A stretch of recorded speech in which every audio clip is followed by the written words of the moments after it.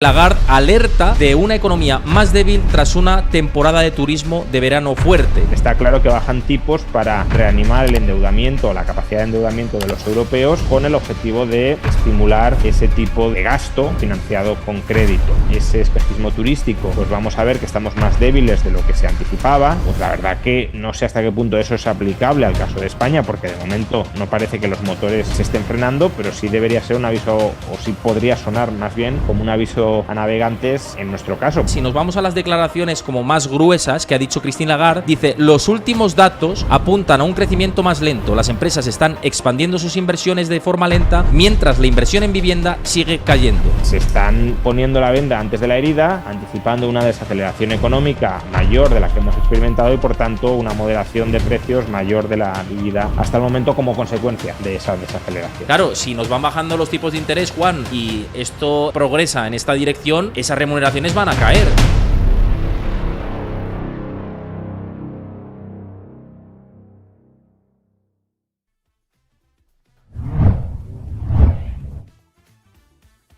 Como siempre, Juan Ramón Rayo, que es un placer charlar y más en días como hoy. Reunión del Banco Central Europeo, contexto económico. Vamos a ver qué tenemos en Europa con ese anuncio, esa alerta de debilidad por parte de Christine Lagarde. Bueno, más datos macro que hemos tenido. En España tenemos la famosa huelga o el llamamiento a la huelga del alquiler, que luego comentaremos. Muchos frentes abiertos siempre, y el repaso contigo siempre gusta ver tu punto de vista. Así que muchísimas gracias, como siempre, por estar por aquí. Nada, muchas gracias a ti, Héctor, por la invitación. Como siempre, un placer. Por poner en contexto, luego lo vamos a ver con alguna noticia que tengo aquí preparada. El Banco Central Europeo sí que podía haber ciertas dudas si bajaba tipos o no, pero parece que el ritmo sigue de bajadas una vez que la inflación, que es el principal indicador o medidor que sigue la principal institución monetaria europea, no es como, digamos, la Reserva Federal, que sí que se centra también en el mercado laboral. El único mandato aquí es en los precios, y la inflación, como más o menos le da esa tregua, vuelven a bajar los tipos de interés. ¿Para ti poco esperado este movimiento o hay cierta sorpresa? Luego iremos a las declaraciones de Lagarde también. No, parece que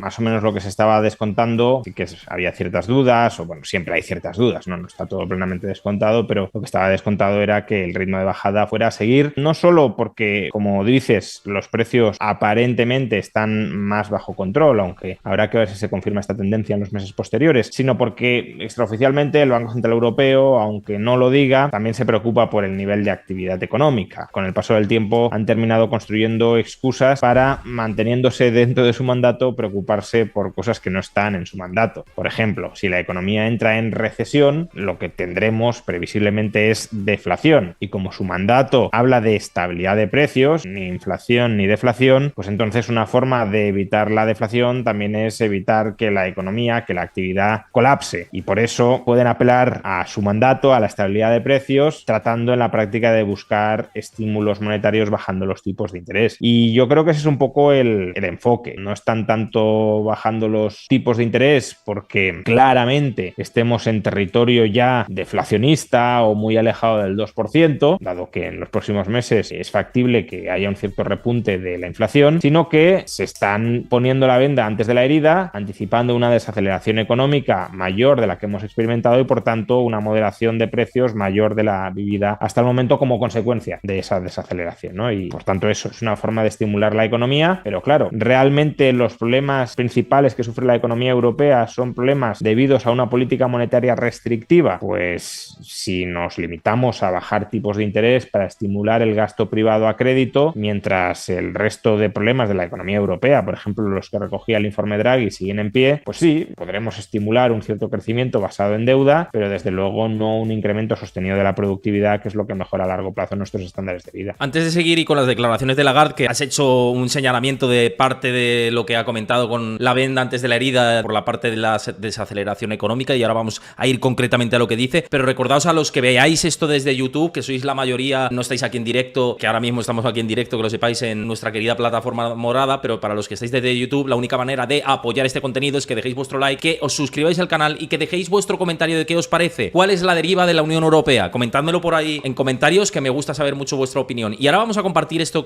a lo que hacías mención, Juan, para que la audiencia lo pueda leer directamente y compartir sus opiniones con nosotros. Dadme un momentito.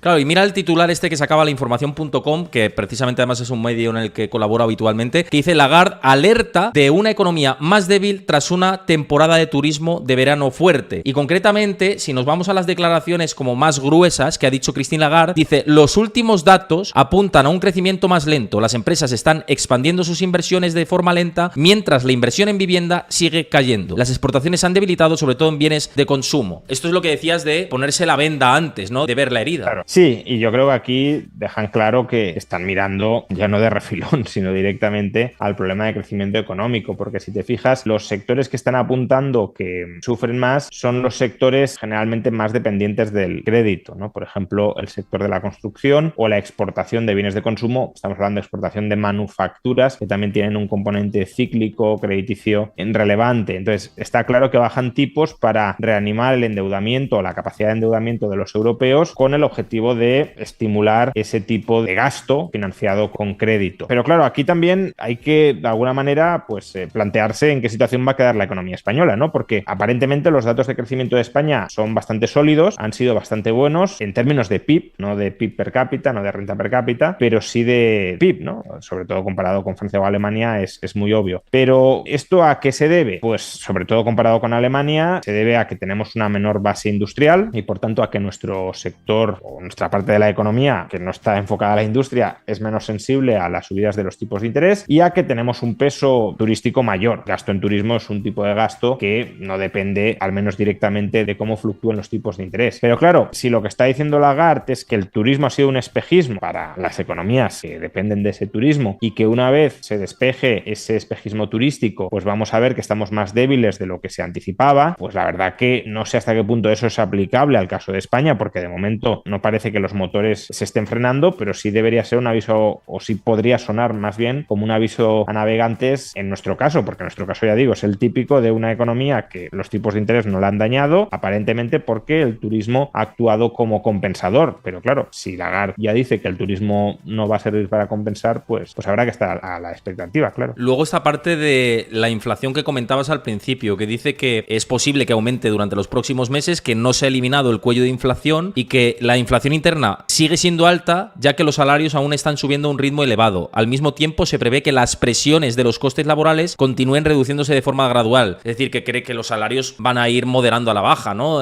Próximamente, y que sí que, bueno, que la inflación puede haber tocado cierto suelo y empezar a subir, pero que por la parte de los salarios, que quizás sería la parte más preocupante para el comité del Banco Central Europeo, eso piensan que sí que puede seguir reduciéndose de forma gradual. Si no, no tendría sentido una bajada de tipos de interés tampoco, ¿no? Si pensasen que la inflación salarial iba a presionar, ¿no? A ver, el tema es que realmente los costes, ya sean los salarios u otros costes, no son en última instancia los causantes de la inflación. Pueden ser los mediadores de la inflación, pero no son los causantes últimos. Que haya inflación salarial es preocupante no tanto porque vaya a enquistar una alza continuada de los precios, que si hay, o sea, si las causas profundas que generan la inflación han desaparecido, los salarios no te van a dar un impulso inflacionista per se. El problema de la inflación salarial o de las subidas salariales es que pueden dificultar que el Banco Central Europeo o el Banco Central que sea adopte medidas de política monetaria contractiva para frenar la inflación. Pues claro, si los salarios van subiendo y tú adoptas medidas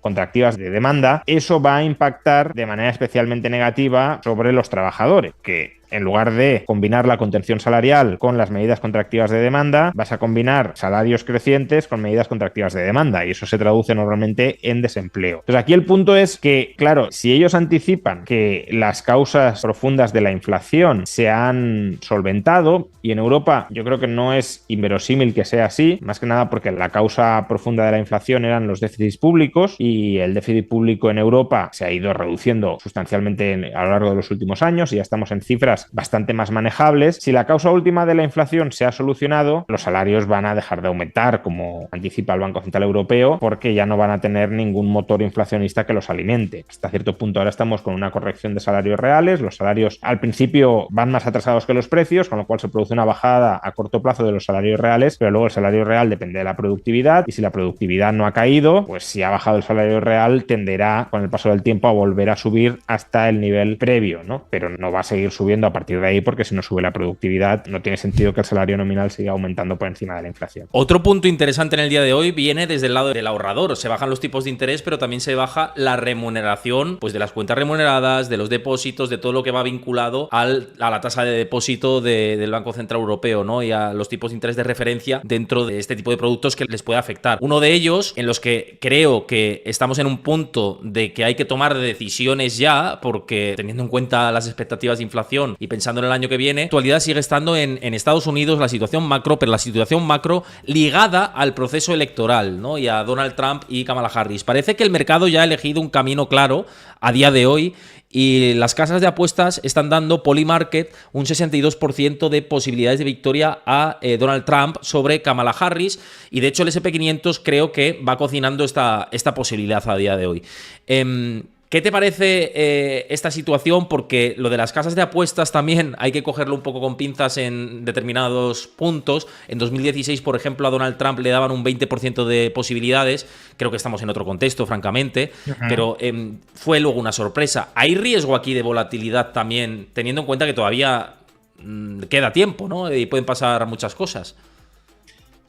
A ver, con las probabilidades también hay que... O sea, la probabilidad es una medición de nuestra ignorancia relativa sobre el futuro, ¿no? Otorgamos probabilidad a lo que creemos que puede pasar y el porcentaje, pues de alguna manera nos indica cuánto confiamos en que pase un escenario u otro o cuánto estimamos que pase un escenario u otro, siendo conscientes de que no sabemos qué va a pasar, ¿no?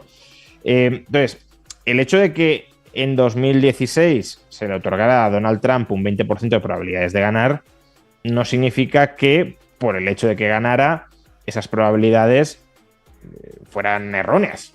Es decir, había una probabilidad de 5 de que ganara. Bueno, pues tocó la una de 5, ¿no? Entonces, que hubiese más probabilidades de que ganara Hillary no significa que esas probabilidades no fueran una buena medición, las de Trump y las de Hillary, de lo que realmente pensábamos con la información disponible que podía suceder, ¿no? O dicho de otra manera, el hecho de que ganara Donald Trump no debería llevarnos a revisar la estimación de probabilidades como que el 100% de probabilidades las tenía Donald Trump, ¿no? Eso no tendría sentido. Pues ahora lo mismo, es decir, la lectura que están haciendo los inversores y los que intentan anticipar jugándose el dinero cuál puede ser el resultado futuro es que durante los últimos días Kamala Harris se ha desinflado. Y eso también parece ir en línea con ciertos bandazos de su campaña electoral, donde parece que se vive una cierta desesperación, constatando que efectivamente está cayendo en las encuestas, y una subida fuerte, por tanto, de Donald Trump. A ver, todavía queda tiempo. Hace algunas semanas el escenario parecía que era el inverso, que Kamala Harris se consolidaba y que Donald Trump se iba desinflando. Y ahora estamos en la tendencia opuesta. Por tanto, como se suele decir, o como solemos decir, la política es un juego reactivo o dialéctico, si lo queremos. No se queda la gente quieta, sino que, o de hecho, cuando te quedas quieto es cuando el otro te puede devorar, ¿no? Entonces, ahora que Kamala se está desinflando, obviamente ellos van a reaccionar.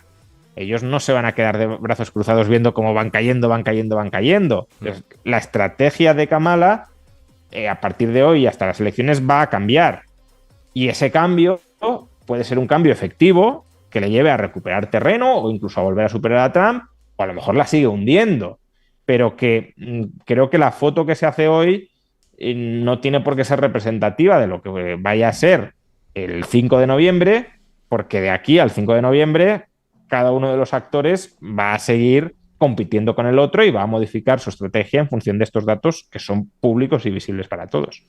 A mí lo que me parece curioso y me gustaría saber tu opinión es que generalmente cuando ha habido un año en el que no se ha producido recesión económica y el empleo, es cierto que se ha deteriorado, ¿no? Pero más o menos está en niveles de pleno empleo para lo que es Estados Unidos, ¿no? Un 4,2% en el último dato. Es cierto que el pico del ciclo estuvo en el... Perdón, 4,1% y el pico del ciclo estuvo en el 4,3%. También es cierto que con empleo de peor calidad y bueno, pero esto también ha pasado en otras ocasiones cuando se va alargando el ciclo económico y en esas ocasiones el partido en el poder ha repetido mandato, y sobre todo cuando hemos tenido cifras gruesas de PIB real y nominal de crecimiento. Ahora parece que estamos en un contexto en el que el PIB nominal está en crecimiento, el empleo más o menos va aguantando pese a que se va enfriando, pero el contexto es que el partido en el poder puede perderlo. Quizás sea por lo que hemos hablado muchas veces de que la clase baja tiene la percepción, o las clases medias, medias bajas tienen la percepción de que han perdido, han erosionado su poder de compra, su capacidad, y ven como que están en recesión ellos, pero el contexto general no lo indica, pese a que ellos sí que perciben que están en una situación crítica. Bueno, en 2016 tampoco teníamos recesión, ¿no? Y ganó Trump. Es verdad que ahora la economía lo está haciendo excepcionalmente bien y si vamos a factores estrictamente materiales, pues parecería que no tiene tanto sentido que gane Trump, salvo que, como dices, haya una especie de ruptura de los beneficiarios del crecimiento y que ese crecimiento no esté afluyendo a amplios sectores de la sociedad que pues estén sintiendo cómo su poder adquisitivo se reduce de manera muy significativa, cómo se empobrecen, mientras otros a lo mejor se están enriqueciendo. También hay otra posibilidad, y es que la gente esté empezando a darle importancia a valores postmateriales, es decir, que no solo mire su situación económica, sino que vote en función de otras consideraciones ideológicas que no tienen por qué tener una base material, por ejemplo, como el rechazo al wokismo, ¿no? O incluso el rechazo a la política militarista de Biden, que claramente lo ha sido, ¿no? Ha tenido una agenda más militarista de la que tuvo Trump. De todas formas, bueno, todo esto habrá que esperar de nuevo a las elecciones. Que tenga más probabilidades de ganar Trump no significa que vaya a ganar Trump, simplemente que estimamos que hoy hay más opciones de que gane Trump de que gane Kamala, pero Kamala Harris las sigue teniendo. Y recordemos que también este debate, al menos yo lo tuve, o vamos, entré a reflexionar sobre ello en el caso de las elecciones españolas del 23 de julio, ¿no? En el caso de las elecciones españolas se daba una circunstancia extraña. Todas las encuestas daban abrumadora mayoría al bloque de la derecha, pero tradicionalmente en España el bloque de la derecha no ha ganado salvo en contexto de crisis económica. Y aquí también había interpretaciones de, bueno, pues a lo mejor es que estamos dándole más importancia a valores postmateriales, la economía ya no cuenta tanto, la economía española está creciendo, se está creando empleo, no estamos en un punto desastroso, en una calamidad, y parece que va a ganar la derecha. Bueno, al final no ganó, o ganó, pero no tuvo capacidad de gobernar. Por tanto, bueno, las lecturas habrá que hacerlas a posteriori, viendo el margen, la holgura con la que gana Trump o con la que gana Harris, y a partir de ahí pues interpretar si eso es porque hay un sector desafecto de la población o porque se han dado otras circunstancias. También en 2016, por ejemplo, esta lectura se quiso hacer mucho, ¿no? Que hubo una especie de rebelión de los votantes republicanos contra la globalización y de los estados más perjudicados por la globalización, la pauperización de las clases medias, dando su apoyo a Trump, pero en realidad también históricamente un presidente demócrata no ganaba las elecciones desde Roosevelt después de haber gobernado 2 mandatos seguidos, es decir, no ha habido un mandato de 3 presidentes o 3 mandatos demócratas seguidos. Asimismo, en 2016, ¿no? El mayor predictor de que una persona votara a Donald Trump en 2016 era que hubiese votado a Romney en 2012. Pues la lealtad de voto y la continuidad del voto republicano, ¿no? Entonces, a veces se hacen interpretaciones como tratando de buscar causas económicas profundas al sentido del voto y puede que las haya. De hecho, en España, como decía, la economía parece que ha tenido históricamente un peso muy relevante en que gobierne o no gobierne la derecha, pero a lo mejor en otros casos no tiene por qué tenerlo, ¿no? Sí, yo también en lo de 2016, que es cierto la lectura que haces y lo que comentaba de que generalmente cuando hay alguien en el poder que no aumenta tanto el desempleo, es como la generalidad, ¿no? La estadística está a favor de todo esto y la estadística sí que estaba súper a favor. Había un estudio que había hecho BNP Paribas, que lo leí de cara a sus clientes institucionales, que decían que cuando se tenía que repetir mandato de un partido, es decir, el demócrata ahora que tiene que repetir mandato aunque con otro candidato, creo que en el 90 y pico por ciento de las ocasiones, cuando el Misery Index era positivo para este partido en el poder, se solía repetir mandato, y que ahora pues no estamos apuntando en esta dirección. Lo que pasa es que las estadísticas, es como tú dices, son caprichosas y siempre se cambian por diferentes casuísticas, no solo por rechazo a la parte de la economía, que entiendo que el Misery Index, que mide todo esto, el bienestar económico, es una parte muy importante, pero que luego está la otra parte social, el rechazo a otro tipo de políticas, incluso de su propio electorado, ¿no? Hay gente del electorado demócrata que le gustaría dar pasos más allá, con Gaza, etcétera, ¿no? Y creo que tiene que ser una lectura mucho más amplia, como bien dices. Pero bueno, que ya veremos, ¿no? ¿Qué termina pasando? Claro, es que, de nuevo, estamos hablando de porcentajes. Claro, decir que Kamala Harris tiene un 45% de probabilidades de victoria puede parecer que claramente va a perder, pero al final estamos diciendo que casi tiene, que si tiras una moneda al aire, casi te puede salir una cosa o la otra. Entonces, bueno, pues ya veremos, efectivamente. Sí, sí. Ya que se ha hablado antes de España, hay un tema que es muy importante últimamente y que aquí en este canal lo hemos abordado siempre. Siempre dedicamos a hablar de vivienda en una parte porque preocupa a mucha gente y de los que estáis aquí también. Y ha sido muy, muy llamativo esta semana la famosa revolución de las llaves, ¿no? Y que está llamando a la huelga de los alquileres. Quería preguntarte qué te parece todo esto, porque es cierto que hay un rechazo social a lo que está pasando con los precios de la vivienda, y yo aquí sí que doy mi opinión, ¿no? Creo que desde mi punto es entendible ese rechazo, que lo hemos hablado aquí muchas veces y que es preocupante. El tema es las recetas utilizadas, ¿no? No sé qué te parece el conjunto que estamos viendo ahora socialmente. Claro, que hay una crisis social con la vivienda en un sector de la población, yo creo que es muy obvio. Es decir, la vivienda, ya sea alquilada o comprada, es casi la primera necesidad que tiene un hogar como hogar. De hecho, si no tienes tu propio centro de residencia, no calificas como hogar independiente. Para ser un hogar necesitas un sitio en el que residir, y que el precio tanto del alquiler como de la compraventa esté en continuo incremento mientras los salarios reales están fundamentalmente estancados, pues eso te provoca un problema de creciente inaccesibilidad a la vivienda. Si los salarios reales subieran, el precio de la vivienda también subiría, porque al final la capacidad de compra o de pago por la vivienda aumentaría y tendería a reflejarse en el precio.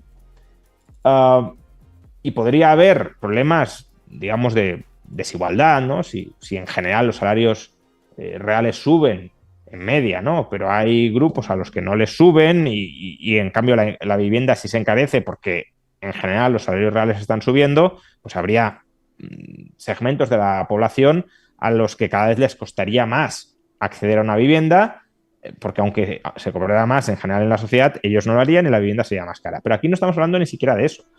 Estamos hablando de que la vivienda se está encareciendo en términos promedio para el conjunto de la población que no tiene una vivienda, ¿no? Que no deja de ser una minoría, estamos hablando del 25-30% de la población, pero que es una minoría muy cuantiosa. No es el 5 o el 6, estamos entre un cuarto y un tercio de la población, ¿no? Y especialmente entre los jóvenes, estaremos hablando del 70-80% de la población joven que no tiene vivienda en propiedad y, por tanto, que sí está expuesta a esa subida del precio de la vivienda y de los alquileres por encima de sus salarios, ¿no? De lo que se están revalorizando sus salarios. Entonces, que existe una problemática con la vivienda, sobre todo para una parte de la población, es muy obvio. La cuestión es cuál es la causa de esa problemática y qué medidas podemos tomar para solventarla. La causa de esa problemática es el aumento de la demanda por encima de la oferta de vivienda, especialmente en ciertas partes del país, ¿no? Que pueden ser las grandes ciudades. No solo en las grandes ciudades, pero sobre todo en las grandes ciudades. ¿Por qué se produce ese crecimiento de la demanda por encima de la oferta? Pues tanto por razones de demanda como de oferta. La oferta está totalmente paralizada. Si uno mira la evolución de las viviendas terminadas o de los visados de obra nueva, vemos que es un sector terminal en términos de construcción de nueva vivienda, y aquí las razones son variadas. Una razón es la restricción del suelo edificable. Si no hay suelo edificable, pues no se va a poder construir. Pero otras también tienen que ver con, pues, el encarecimiento de los materiales de construcción, la escasez de mano de obra, cualificada, entre comillas, para este sector o adaptada a este sector o que quiera trabajar en este sector. También el progresivo desmantelamiento del sector empresarial, constructor, a raíz de la burbuja inmobiliaria o del pinchazo de la burbuja, que no se ha repuesto, no ha vuelto a coger músculo, como que ha habido una huida de la inversión de ahí, ¿no? Entonces, hay razones por el lado de la oferta que, bueno, y por supuesto la falta de construcción de vivienda pública, pero que si tuviésemos un sector constructor potente, supliría la falta de construcción de vivienda pública con construcción privada. Entonces, la oferta se ha congelado, a efectos prácticos está congelada, y en cambio la demanda ha seguido en aumento. Ha seguido en aumento por lo que decía, por la concentración de la población en grandes ciudades, por la reducción del tamaño medio del hogar, más personas que viven solas fraccionamiento, ¿no? Sobre todo por personas que viven solas en hogares unipersonales. También cae, aunque eso es menos relevante, a efectos de vivienda, pues porque se tienen menos hijos, pero en cualquier caso, a la hora de demandar unidades de vivienda, el problema es que si quiero vivir en un piso solo, pues, y antes vivía con pareja, pues donde antes necesitaba una casa para dos, ahora necesito dos casas para dos, ¿no?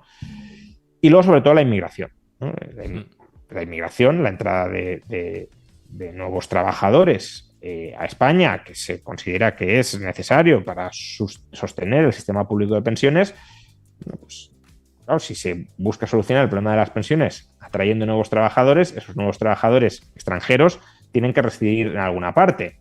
Y si están entrando 250.000, 300.000 personas nuevas cada año, es verdad que también fallecen españoles y hay un reemplazo poblacional ahí y por tanto también sobre la demanda de vivienda, pero en términos netos la población en España sigue creciendo y eso significa que la presión de la demanda sobre la vivienda disponible también va en aumento. Entonces, si tienes un cuello de botella de oferta en relación con la demanda, eso sube los precios. Y ahí, claro, la cuestión es cómo pretendes solventar esto. Lo de la huelga de alquileres o la huelga de inquilinos es un disparate. Es un disparate porque no soluciona ni el problema de la demanda ni el problema de la oferta. Tú podrías o reprimir la demanda, de tal manera que la gente se quiera emancipar menos o se quiera emancipar a otras zonas del país y por tanto que se alivie la presión sobre las unidades de vivienda disponibles en las grandes ciudades, o puedes fomentar la oferta, que se construya más, o incluso, desde un punto de vista más intervencionista, que unidades de inmuebles que se están destinando a otros usos, como los famosos apartamentos turísticos, etcétera, pues que no se puedan destinar a apartamentos turísticos y se destinen a vivienda. Bueno, eso sería un aumento de la oferta. O las viviendas vacías que haya, pues que se rehabiliten y que salgan al mercado. Vale. O una cosa o la otra. Fomentar la oferta o reprimir la demanda. Pero claro, la huelga de inquilinos, ¿en qué reprime la demanda? Como mucho en que el que haga la huelga de inquilinos no vuelve a alquilar un inmueble y por tanto deja de ser demandante. Pero no creo que eso le ayude especialmente a la persona que está haciendo la huelga para tener acceso a una vivienda. ¿Y en qué fomenta la oferta? En nada. Es decir, al contrario, como los arrendadores perciban que el riesgo de alquilar una vivienda como alquiler residencial va en aumento porque te puedes encontrar a un inquilino que unilateralmente deja de pagar porque considera que el precio que ha acordado contigo del alquiler cuando habéis firmado el contrato te ha dicho que sí y luego te dice que no le da la gana porque es demasiado alto y es injusto, claro, si se enfrenta a un riesgo creciente de impago, pues una de dos, o deja de alquilar el inmueble o te pide más avales, más garantías en términos generales de capacidad de pago o te sube el precio del alquiler para compensar la mayor prima de riesgo.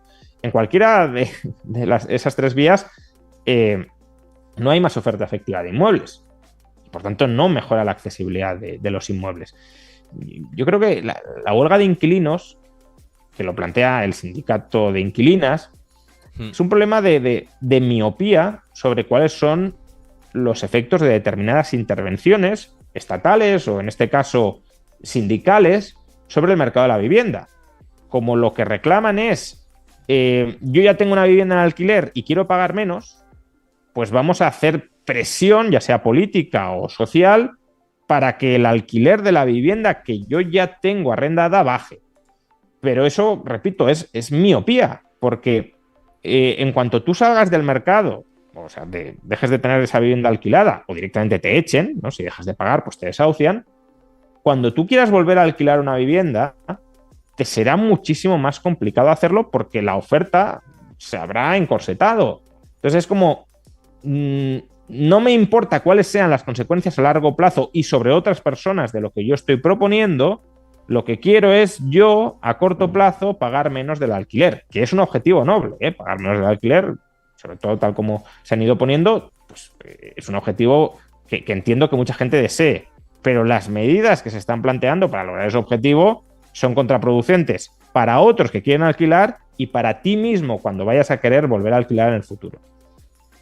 Fíjate que además es un argumento demasiado populista en el sentido de que dicen vamos contra los especuladores y los fondos buitre y bueno, en fondo buitre meten a cualquier cosa, también te digo, pero dicen vamos a por los especuladores cuando los especuladores, teóricamente, si haces una disección de los inmuebles que poseen en la actualidad, creo que no llega al 7%. Me parece que está entre un 5 y un 10, y me parece que es más cercano al 5 que al 10%, y son 110.000 inmuebles. Claro, si tú al Blackstone de turno le quieres presionar impagando, en general, a quien vas a perjudicar es al propietario medio, al que tiene una segunda vivienda, como es mi caso, por ejemplo, y tengo una inquilina que, oye, que es muy contenta y pagando religiosamente.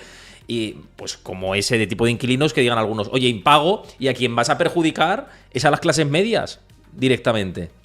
Ya, pero es que incluso el tema del discurso contra los especuladores y contra los fondos, yo creo que es un discurso que no, que no está bien construido. Vamos a ver. La idea de que si un ente, por ejemplo un fondo, es propietario de muchas viviendas, puede ejercer poder de mercado para subir el precio de los alquileres, subirlo, si lo queremos, artificialmente, puede tener sentido. Es decir, si yo controlo muchas viviendas, me puede interesar subir mucho el precio del alquiler, aun cuando deje de alquilar algunas de esas viviendas, que las mantendré vacías, porque lo que gano de más alquilando el resto a ese precio mayor me compensa lo que dejo de ingresar por no alquilar esas viviendas que dejo vacías. Pero si eso fuera así, si esa estrategia fuera la que están desarrollando los fondos, lo que tendríamos que ver es que dejan vacía una parte de su stock de inmuebles. Ahora bien, si un fondo lo que hace es comprar inmuebles y sacarlos todos ellos al alquiler, salvo los que esté reformando, etcétera, sacarlos todos ellos al alquiler y se alquilan, entonces ese fondo no está ejerciendo poder de mercado. Ese fondo está reflejando en los precios del alquiler el precio de mercado, que es que hay mucha gente que quiere pocos inmuebles disponibles para alquilar y los pocos inmuebles disponibles para alquilar no son pocos porque tú estés restringiendo la oferta, porque los estés dejando vacíos, sino porque no hay más.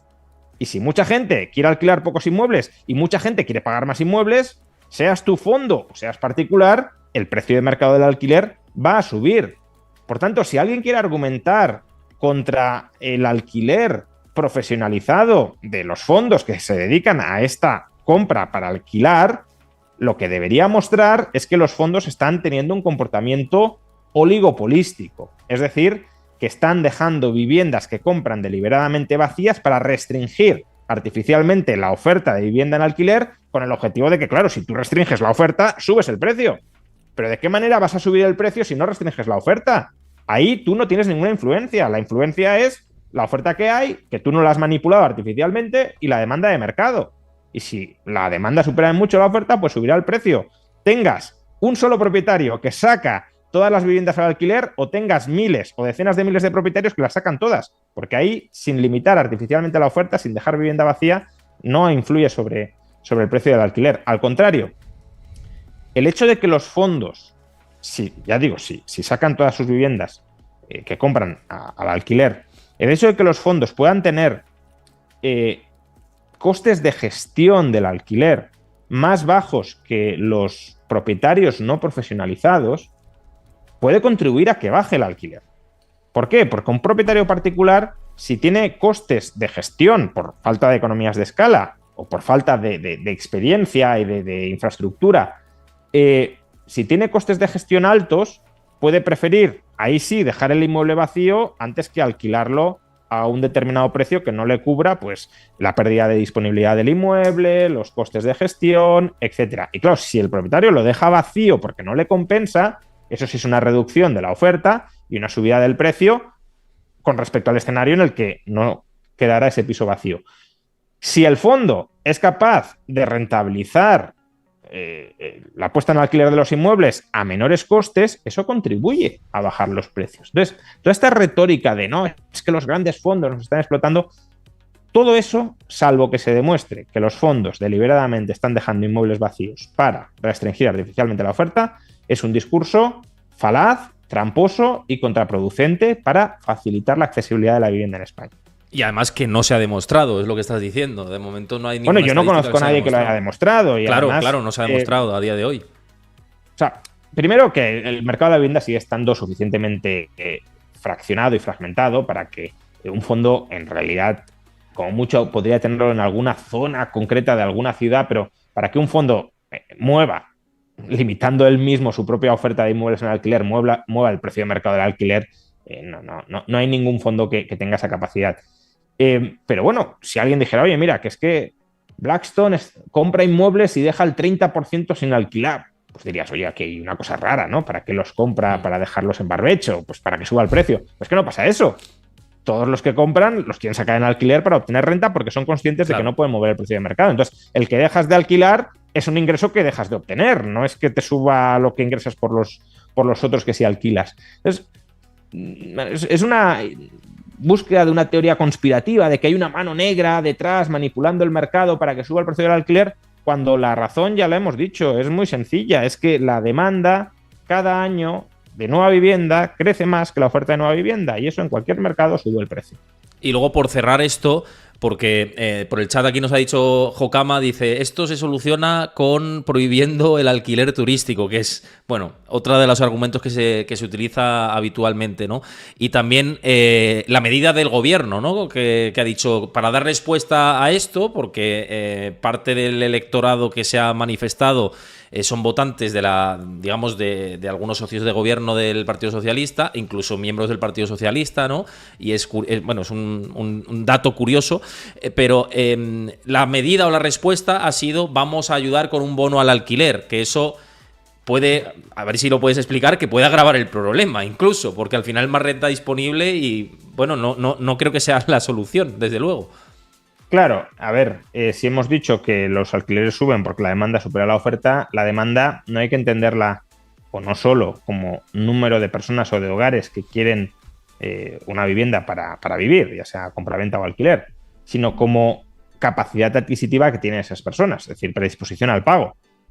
Aunque haya, para entendernos, aunque el número de personas que buscan una vivienda en alquiler no aumente, si la capacidad adquisitiva y la predisposición al pago de esas personas sí lo hace, el precio subirá igualmente, aunque no haya más personas, ¿no? Porque cada una de ellas estará dispuesta a pagar más. Entonces, si tú les das más dinero a los inquilinos para que alquilen y no hay más oferta de vivienda en alquiler, oferta inelástica con aumento de la demanda, subida de precio de toda la vida, ¿no? En cuanto a la prohibición del alquiler turístico, la prohibición del alquiler turístico probablemente sí tendría algún efecto a la hora de bajar el precio de los alquileres. También depende de zonas, habría zonas donde no serviría de nada, habría otras donde sí tendría un efecto más significativo, pero probablemente estemos hablando de una reducción del 3 o del 4% del alquiler promedio, es decir, que nadie piense que el alquiler va a caer a la mitad si se prohíben los alquileres turísticos. Pero además, claro, muchas veces cuando se habla de prohibir el alquiler turístico, solo se está pensando en términos de equilibrio parcial, ¿no? Nos fijamos en el mercado de la vivienda y ¿cómo solucionamos el problema de la vivienda? Pues prohibiendo el alquiler turístico. Bueno, no lo solucionas, pero bueno, a lo mejor lo aliviarías en el margen. Pero hay que tener en cuenta que el problema de la vivienda es un problema dentro de un sistema económico más amplio. Entonces, si tú a una persona le abaratas un 5% el alquiler pero lo mandas al paro, esa persona no va a tener más acceso a una vivienda, sino menos. Y claro, hay que tener en cuenta que el alquiler turístico proporciona ingresos turísticos a las ciudades y, por tanto, actividad económica y empleo a esas ciudades. Que si no tuviesen actividad turística, puede ser que tuviesen otro tipo de actividad, pero ahora mismo, con lo que conocemos, sería una actividad menos rentable que la turística, porque si fuera más rentable, no se desarrollaría la turística, sino la otra que es más rentable. Con lo cual, claro, a la hora de prohibir el alquiler turístico, hay que tener en cuenta también el coste de oportunidad que tiene, que no es solo los ingresos que el propietario del inmueble deja de percibir, es toda la actividad económica alrededor de los turistas que vienen a ese apartamento turístico y que no tendrían por qué venir si tuviesen que ir a un hotel o si los precios de los hoteles se disparan porque no hay oferta turística, y por tanto la pérdida de ingresos y de empleo de todo el comercio local alrededor de esa actividad turística. Entonces, bueno, sí, prohíban los alquileres turísticos si quieren. Yo desde luego no estoy a favor, me parece un ataque radical a la libertad y a la propiedad privada, pero bueno, si quieren explorar esa vía, explórenla. Ahora, sean conscientes de que va a ser un abaratamiento pequeño del alquiler a costa de destrucción de riqueza concentrada, además en personas muy concretas. No es un coste que se vaya a repartir proporcionalmente entre todos los ciudadanos, sino que habrá personas que pierdan su empleo o que vean caer de manera muy notable sus ingresos como consecuencia de la desaparición de todos esos turistas que van a los apartamentos turísticos y que no vendrían sin ellos. Pues nos vamos a quedar con todo esto, que ya os he dicho que cortaríamos antes un poquito hoy con la agenda apretada que tenemos por mi lado y por parte de Juan Ramón Rayo también, que estamos en un día que no damos más de sí. Os vuelvo a decir